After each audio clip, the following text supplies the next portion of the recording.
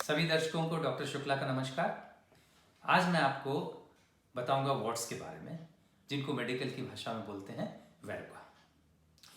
Watts के बारे में आज आपको बताऊंगा कि इनका क्या कारण है, ये कितने प्रकार के होते हैं, इनका क्या इलाज है और इनसे कैसे बचा जा सकता है।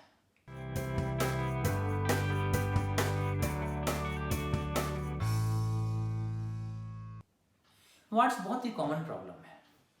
दुनिया में लगभग 1 से 13% लोगों को वॉट्स होते हैं और इंडिया में हर साल लगभग 1 करोड़ लोगों को वॉट्स होते हैं। ये यंग लोगों में थोड़े ज़्यादा होते हैं, बच्चों में भी होते हैं। वॉट्स क्यों होते हैं, इसका कारण है एक वायरस जिसको हम बोलते हैं ह्यूमन पैपिलोमा वायरस।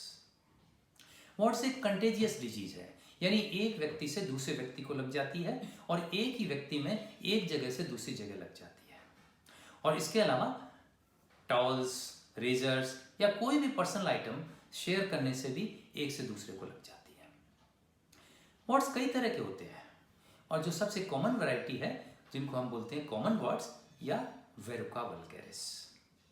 इस प्रकार के वॉट्स जो होते हैं वो स्किन कलर के होते हैं, खुरदरे होते हैं और ये साइज में पिनहेड साइज से लेके मटर के दाने तक के हो सकते हैं। ये वॉट्स ज़्यादातर हाथ में, पैरों में, कोहनी पे, घुटनों पर होते हैं, लेकिन शरीर में कहीं भी किसी भी जगह हो सकते हैं। एक दूसरी तरह के वॉट्स और होते हैं, उनको कहते हैं प्लेन वॉट्स। ये प्लेन वॉट्स छोटे होते हैं और चपटे होते हैं, यानी फ्लैट होते हैं। ये गर्दन पर, हाथ पे और टांगों में होते हैं, लेकिन बॉडी पे कहीं भी हो सकते हैं। एक और तरह के वॉट्स होते हैं जिनको हम कहते हैं फिलीफॉर्म वॉट्स। ये वॉट्स पतले होते हैं और सॉफ्ट होते हैं और अंगुली की तरह लंबे होते हैं और ये ज़्यादातर चेहरे पे और पलकों पे और होठों के पास होते हैं। पैरों में भी एक वॉट्स होते हैं जिनको हम बोलते हैं प्लांटर वॉट्स।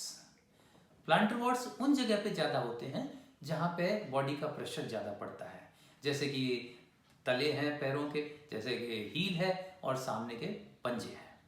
ये वॉट्स पेनफुल होते हैं। इन वॉट्स के अलावा नाखून के अंदर या नाखून के आसपास भी वॉट्स हो सकते हैं और इनको हम बोलते हैं पेरियोंगल वॉट्स। कभी कभी वॉट्स जेनिटल एरिया में भी हो जाते हैं और उनको हम बोलते हैं जेनिटल वॉट्स। और ये वॉट्स ज़्यादातर सेक्सुअली ट्रांसमिटेड होते हैं। अभी तक जितने भी मैंने आपको अलग अलग तरह के वॉट्स बताए वो सब एक से दूसरे को लगने वाले हैं, कम्युनिकेबल हैं। लेकिन स्किन पर कुछ दूसरी प्रकार की ग्रोथ्स भी होती हैं जो लगती नहीं है और वो सॉफ्ट होती हैं। इनको हम मस्से बोलते हैं और इन तरह तरह की ग्रोथ्स के बारे में मैं आपको अगले वीडियो में बताऊंगा। अब बात करते हैं वॉट्स के इलाज के बारे में, यानी ट्रीटमेंट के बारे में। तो वॉट्स कई बार तो अपने आप ही ठीक हो जाते हैं, खासकर बच्चों में, और इसी का फायदा उठाते हैं झाड़ फूंक करने वाले लोग या क्वैक्स हैं, झोला छाप डॉक्टर यानी। तो पर वॉट्स का अगर ट्रीटमेंट का सवाल है तो इनको हम काट सकते हैं, इनको हम जला सकते हैं, इनको हम फ्रीज कर सकते हैं। तो काटने के लिए सबसे पहले वॉट्स पे या तो दवाई छिड़क के या इंजेक्शन लगा के इसको शून्य कर देते हैं। उसके बाद हम या तो सर्जिकल नाइफ से काट लेते हैं या फिर एक इंस्ट्रूमेंट होता है जिसे कहते हैं क्यूरेट, और क्यूरेट से इसको खुश देते हैं। वॉट्स को जलाने के लिए हम या तो इलेक्ट्रिक कॉटरी का प्रयोग करते हैं या फिर रेडियो फ्रीक्वेंसी कॉटरी का यूज करते हैं। वॉट्स को हम फ्रीज भी कर सकते हैं और इस टेक्निक को बोलते हैं क्रायोथेरेपी। क्रायोथेरेपी में हम लिक्विड नाइट्रोजन का प्रयोग करते हैं और लिक्विड नाइट्रोजन जैसा आप जानते हैं बहुत ठंडी होती है। इसका टेम्परेचर होता है -195 डिग्री सेल्सियस। तो इस लिक्विड नाइट्रोजन को या तो कॉटन स्वैब से लगा देते हैं या फिर हम क्रायोगन होती है उससे स्प्रे कर लेते हैं। तो शुरू में तो ऐसा लगता है जैसे कोई इसके ऊपर बर्फ लगा दी गई है, लेकिन बाद में जलन होती है, उसके बाद छाला पड़ जाता है, फिर पपड़ी बन के और ये अल्टीमेटली वॉट गिर जाता है।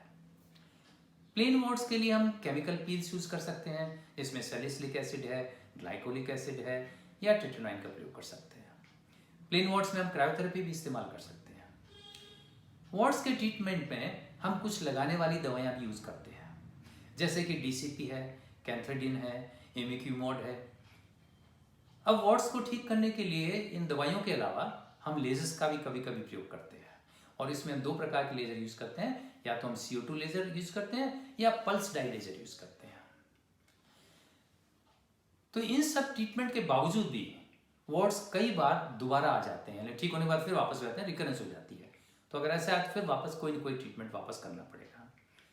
अब इस टॉपिक के लास्ट पॉइंट पर आते हैं और वो है कि वॉर्ड्स से हम कैसे बचें, यानी इनके बचने के क्या उपाय हैं। तो सबसे पहले तो ये कि जिनको वॉर्ड्स हो उनके टॉवल्स, रेजर्स, नेल कटर या कोई भी पर्सनल आइटम शेयर नहीं करने चाहिए। और किसी अगर व्यक्ति के वॉर्ड्स हैं तो उन वॉर्ड्स को छूना नहीं चाहिए, खुद को भी नहीं छूना चाहिए, दूसरों को भी नहीं छूना चाहिए। वॉर्ड्स के ऊपर कभी शेव नहीं करनी चाहिए और नहीं इनको काटना चाहिए, नहीं इनको नोचना चाहिए। अगर नाखून चबाने की किसी की आदत हो तो उसको छोड़नी चाहिए। और अगर पैरों में वॉर्ड्स है तो पैरों को गीला नहीं करना चाहिए, जिससे कि दूसरे लोगों को ये फैल नहीं सके। अब वॉर्ड्स के बचाव के लिए सबसे जरूरी चीज़ और वो है कि अपने इम्यून सिस्टम को आप मजबूत करें। और उसके लिए कैसे करेंगे, जैसा मैं हमेशा आपको बताता हूँ, एक तो आपको हेल्दी डाइट लेनी चाहिए जिसमें ग्रीन वेजिटेबल्स हों, फ्रूट्स हों। हमें अच्छी नींद लेनी चाहिए, कम से कम 7-8 घंटे की, और अच्छी क्वालिटी की होनी चाहिए। और हमें कोई ना कोई एक्सरसाइज जरूर करनी चाहिए। तो आज के लिए बस इतना ही। अगली बार मैं आपको स्किन ग्रोथ के बारे में बताऊंगा। तब तक के लिए आज्ञा चाहता हूँ। Thank you very much.